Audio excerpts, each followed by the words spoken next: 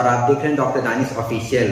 आज के इस एपिसोड 3 में हम बात करेंगे एक ऐसी बीमारी के बारे में जो हर घर में फैल चुका है और आपको कभी ना कभी हुआ ही होगा। मतलब पेट की एक ऐसी बीमारी जिसको हम कॉन्स्टिपेशन कहते हैं या हिंदी में कब्ज कहते हैं और आम भाषा में बोले तो इसको पेट साफ ना होना कहते हैं। इसी पे चर्चा करने हमारे मेहमान होंगे डॉक्टर शहबाज फरीदी। डॉक्टर शहबाज फरीदी जो अलीगढ़ मुस्लिम यूनिवर्सिटी के जवाहरलाल नेहरू मेडिकल कॉलेज के डिपार्टमेंट ऑफ सर्जरी के एक मशहूर कंसल्टेंट एज वेल एज बहुत ही अच्छे टीचर हैं जिसको बच्चे दिल से पसंद करते हैं। डॉक्टर शहबाज फरीदी की शुरुआती पढ़ाई मतलब हाई स्कूल इन्होंने नई दिल्ली से पास आउट किया। उसके बाद 12th अलीगढ़ से ही पास आउट किया। उसके बाद इन्होंने MBBS और MS की degree Jawaharlal Nehru medical college Aligarh Muslim university से प्राप्त किया। उसके बाद इन्होंने नई दिल्ली जाकर DNB का exam national board of exam के जरिए क्लियर किया। उसके बाद इन्होंने सर गंगाराम हॉस्पिटल जो हिंदुस्तान का बहुत ही मशहूर हॉस्पिटल है वहाँ से इन्होंने fellowship in minimum access surgery में किया। सर अलीगढ़ ही नहीं बल्कि पूरे उत्तर प्रदेश के बहुत ही मशहूर लैप्रोस्कोपिक सर्जन है और सर का जो बहुत इंटरेस्ट है और जिसमें बहुत ही माहिर हासिल है abdominal wall reconstruction, hepatobiliary reconstruction, उसके साथ साथ कोलोरेक्टल सर्जरी में भी सर का बहुत बड़ा योगदान है। सर बहुत बहुत शुक्रिया आपका हमारे चैनल पर आने के लिए और अपना कीमती वक्त देने के लिए। सर मैं सोच रहा था कि जो कब्ज एक बहुत ही बीमारी फैल चुका है और जो हमारी आम पब्लिक जो कब्ज के बारे में नहीं जानती है तो आप इस पे हमारे आवाम को थोड़ा इस पे एजुकेट करें और उनको बताएं कि ये बीमारी कैसे होता है, क्यों होता है और हम अपने रोज़मर्रा की ज़िंदगी में क्या क्या चेंज कर सकते हैं, क्या क्या खा सकते हैं जिससे हम इस बीमारी से छुटकारा पा सकते हैं। तो सर मेरा पहला सवाल है पेट साफ न होने का मतलब क्या है? सबसे पहले तो मैं आपका शुक्रिया कहूँगा, आपने बहुत ही अच्छा इंट्रोडक्शन दिया मेरा और एक बहुत इम्पॉर्टेंट टॉपिक लेके आए हैं आप जिससे हर किसी को कभी ना कभी जूझना पड़ता है। जैसे कि क्वेश्चन है पेट साफ ना होना। पेट साफ ना होना मतलब कॉन्स्टिपेशन जिसे हम कहते हैं और दूसरी भाषा में कब्ज़ कहते हैं। इसका मतलब होता है कि मरीज़ को एक हफ्ते में 3 बार से कम स्टूल पास होना और यही नहीं, स्टूल जो मल होता है वो सख्त हो जाना, हार्ड स्टूल पास करना, उसके अलावा पूरे तरीके से पेट साफ ना होना, थोड़ा थोड़ा मोशन बार बार होना, ये कब्ज़ के लक्षण हैं। सर हमारे दर्शक क्योंकि बहुत ही गांव के भी हैं तो उनको ही स्टूल का हिंदी बता दीजिए सर। स्टूल मतलब मल। ओके, मतलब सुबह में जाके लैट्रिन जाना, इसको हम लोग अंग्रेजी में मल कहते हैं। सर हमारा दूसरा सवाल है कब्ज़ के क्या क्या वजह हो सकते हैं? कब्ज़ की वजह सबसे इम्पॉर्टेंट जो वजह है उसमें आता है हमारा खान पान। हमारा खाना अगर उसमें रफेज, उसमें फ़ाइबर की मात्रा कम है तो कब्ज़ होने की एक ख़ास वजह रहती है। आजकल जो डब्बा बंद यानी कि प्रोसेस्ड फूड जो आते हैं उसमें फ़ाइबर बहुत कम होता है और ये एक बहुत बड़ी वजह पाई गई है यंग एज में यानी कि कम उम्र के लोगों में कब्ज़ होने की। दूसरी वजह रहती है पानी की शरीर में कमी होना। अगर शरीर में पानी कम होता है तो मल, स्टूल हार्ड हो जाता है और कब्ज़ की परेशानी हो जाती है।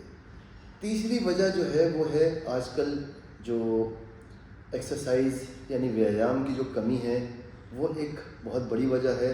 बैठकर ज़्यादातर लोग काम करते हैं तो ऐसे में मांसपेशियों का कम इस्तेमाल होता है, पेट की मांसपेशियां कम दबती हैं, तो ये भी एक ख़ास वजह है कब्ज़ होने की। इसके अलावा कुछ बीमारियां होती हैं जैसे थायराइड की बीमारी, वो एक बहुत बड़ी वजह है, ख़ास तौर से फीमेल पॉपुलेशन में, औरतों में ही पाई जाती है ख़ास तौर से, और ये एक बहुत बड़ी वजह है कब्ज़ की।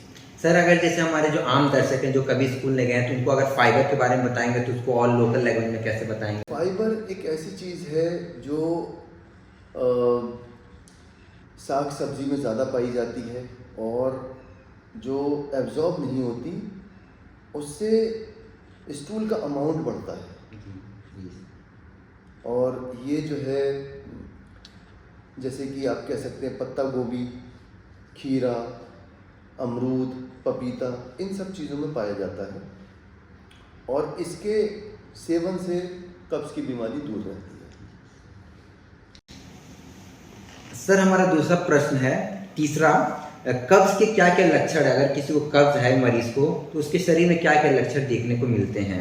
जैसा कि आपको मैंने बताया, कब्ज़ के लक्षण हैं, सबसे पहले स्टूल पास करने में देर लगना, स्टूल पास करने में ज़ोर लगाना, बहुत हार्ड स्टूल यानी कि सख्त मल पास होना, खुलकर पेट साफ ना होना और थोड़ा थोड़ा मल या स्टूल बार बार पास होना, ये कब्ज़ के लक्षण हैं। सर चौथा सवाल ये है, अगर किसी को मरीज है जिसका लैट्रिन या स्टूल सही से पास नहीं हो रहा है, तो उसको डॉक्टर से कब मिलना चाहिए? उसमें दोनों में ही एक तो फिज़िकल एक्टिविटी यानी कि एक्सरसाइज की कमी हो जाती है प्रेग्नेंट औरतों में और बूढ़े लोगों में। बूढ़े लोगों में मांसपेशियां भी कमज़ोर हो जाती हैं, उनका ज़्यादातर बैठने का रहता है काम, और ऐसे में मांसपेशियों का कम इस्तेमाल होता है, जिससे कि कब्ज़ होने की बीमारी रहती है। सर चौथा सवाल ये है, अगर किसी को मरीज है जिसका लैट्रिन या स्टूल सही से पास नहीं हो रहा है, तो उसको डॉक्टर से कब मिलना चाहिए? ये एक बहुत अहम सवाल है, और कि डॉक्टर से कब मिलना चाहिए, क्योंकि ये एक बहुत कॉमन बीमारी है और हर किसी को कभी ना कभी इस बीमारी से जूझना पड़ता है। ये लक्षण अगर 3 महीने से ज़्यादा रहते हैं तो हमेशा डॉक्टर से कंसल्ट करना चाहिए। 3 महीने से ज़्यादा रहने का मतलब है कि किसी को फंक्शनल कॉन्स्टिपेशन है, और फंक्शनल कॉन्स्टिपेशन को इग्नोर नहीं कर सकते, उसमें जो है डॉक्टर से सलाह लेना ज़रूरी है। इसके अलावा कुछ लक्षण ऐसे हैं जिसमें डॉक्टर से फ़ौरन सलाह लेनी चाहिए, जैसे कि मल के साथ स्टूल के साथ ब्लड का आना, स्टूल पास करने में तकलीफ़ या दर्द होना, और पेट फूलना, पेट में दर्द होना, उल्टी आना, ये सब ऐसे लक्षण हैं जिनको इग्नोर नहीं किया जा सकता। ऐसे केस में फ़ौरन डॉक्टर से सलाह लेनी चाहिए। और सर एक और अंतिम सवाल है कि खाने में क्या क्या ऐसा करें और अपने ज़िंदगी में क्या क्या बदलाव लाएं कि हम इस बीमारी से छुटकारा पा सकते हैं? देखिए, सबसे पहले नंबर पे खाने पीने में हमें जो है वो बहुत ध्यान रखना पड़ेगा। पानी अधिक मात्रा में जाना चाहिए, और खाने में फाइबर, जो मैंने बताया आपको, वो एक बहुत इम्पॉर्टेंट चीज़ है, बहुत ज़रूरी चीज़ है, जिससे कब्ज़ दूर रहता है। कम और जी सर, 1 मिनट सर, कम से कम कितना मात्रा पानी पीना चाहिए? कम से कम 3 लीटर, 2.5 से 3 लीटर पानी दिन में पीना चाहिए, और ये मौसम के ऊपर भी डिपेंड करता है। गर्मियों में हमें और बढ़ाना पड़ सकता है, जाड़ों में आपके लिए 2 लीटर से 2.5 लीटर सब। और जैसे लोग कहते हैं कि सलाद ज़्यादा खाना चाहिए, तो सलाद कितना खाना चाहिए और सलाद में क्या क्या होना चाहिए? देखिए, फाइबर का अमाउंट, फाइबर की मात्रा एक दिन में कम से कम 20 से 30 ग्राम होना चाहिए। उसमें फाइबर जो होता है, फाइबर होता है पपीते में, फाइबर होता है खीरे में, साग सब्जी में, सलाद में, और कुछ चीज़ें ऐसी हैं जैसे पत्ता गोभी है, अमरूद है, इन सब चीज़ों में फाइबर ज़्यादा होता है। अगर इसको खाने के बावजूद भी किसी को कब्ज़ रह रहा है, तो वो इसबगोल का इस्तेमाल कर सकता है, जो कि इजीली अवेलेबल होता है, हर जगह पे मिल जाता है। इससे कब्ज़ दूर हो सकता है। सर एक पढ़ाई से हटके एक बात है, मैंने आपका बारे में सुना है कि सर आप बहुत अच्छे से क्रिकेट खेलते हैं। तो सर बताइए, आप बैट्समैन हैं कि बॉलर? बहुत से स्टूडेंट कह रहे थे कि सर से पूछना ज़रूर।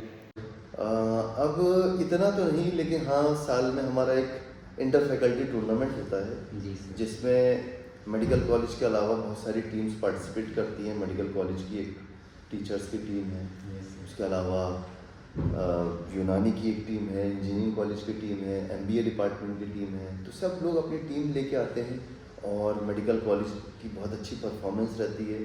मेरा उसमें बैटिंग का रोल रहता है, और बैटिंग मेन रहती है। सर कोई ऐसा यादगार जिसमें आपने छक्का या चौका लगाया जो आज तक आप भूले नहीं हो?